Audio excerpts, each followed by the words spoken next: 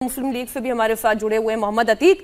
जोड़ने की बात कर रहे हैं मोहन भागवत, लेकिन उसमें से भी बिटवीन द लाइंस कहां से तोड़ने की बातों को ढूंढा जा रहा है। मैं तो पहले आपका मुस्लिम लीग का मत ही जान लूं, आप लोगों का क्या मत है मोहन भागवत के बयान पर?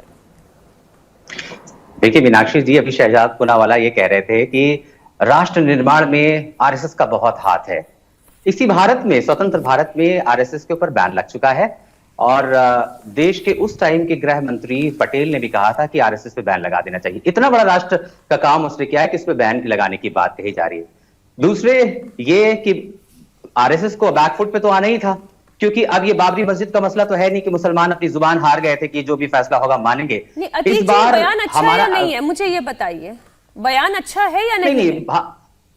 देखिए, भागवत साहब की कथनी और करनी में बहुत फर्क है। वो 2026 में तो हिंदू राष्ट्र बनाने जा रहे हैं और अभी कह रहे कि भाईचारे की बात कैसे होगी? आपस में मिल बैठ के बात कैसे होगी? मथुरा में तो हमने मिल बैठ के एक जो है मुआहदा किया था, उसके खिलाफ चले गए आप फिर से कोर्ट में। तो आपकी कथनी और करनी में बहुत फर्क है। आप भाईचारा भी नहीं चाहते, आपको लगा कि इस बार मुसलमानों का स्टैंड बहुत सख्त है। ये जो है बाबरी मस्जिद वाले मुसलमान नहीं है जिन्होंने कहा कि जो भी होगा मान लिया जाएगा। इस बार हमारा स्टैंड ये है कि बाबरी मस्जिद में भी मुसलमानों का स्टैंड कौन सा लचर था, मुझे ये बता दीजिए। उस मामले में भी तो आपका स्टैंड बहुत पुख्ता था, और वो पुख्ता नहीं होता तो आज भी असदुद्दीन ओवैसी ये नहीं कहते कि मस्जिद थी है।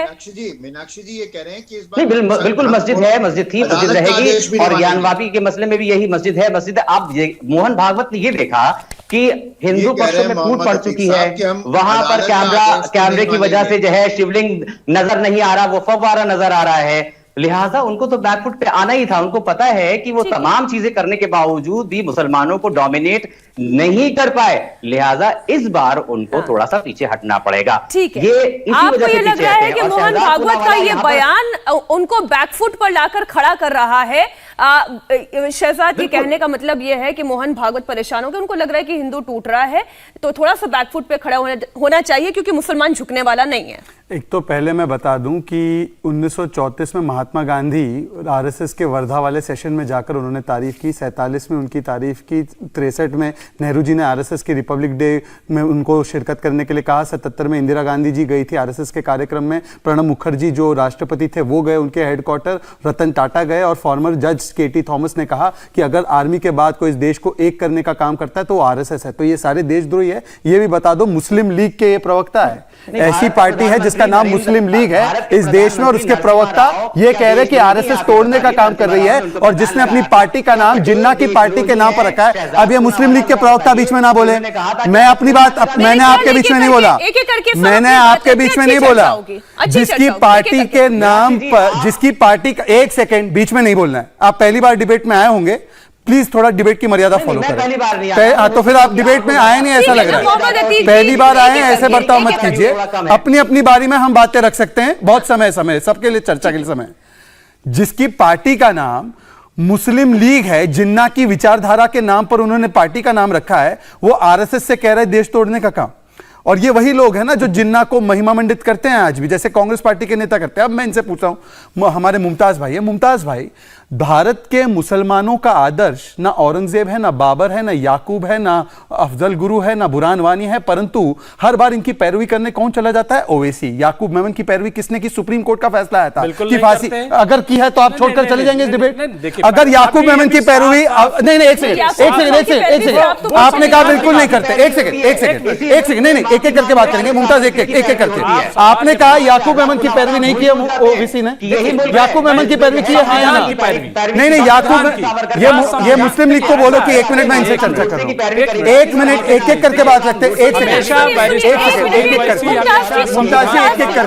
एक करके बात रखते हैं। मेरे ख्याल आपको कंडेम करने का मौका मिलेगा, बात पूरी हो जाने दीजिए, मैं आप ही के पास आऊंगी। अभी मैं एक सवाल सीधा पूछ रहा हूं, मुमताज जी, क्या याकूब मेमन को, जिसको फांसी की सजा मिली थी सुप्रीम कोर्ट से, ओवैसी ने उसकी पैरवी की है या ना? मैं इसलिए रोक रहा हूं। ओवैसी ने की कि नहीं पैरवी उनकी?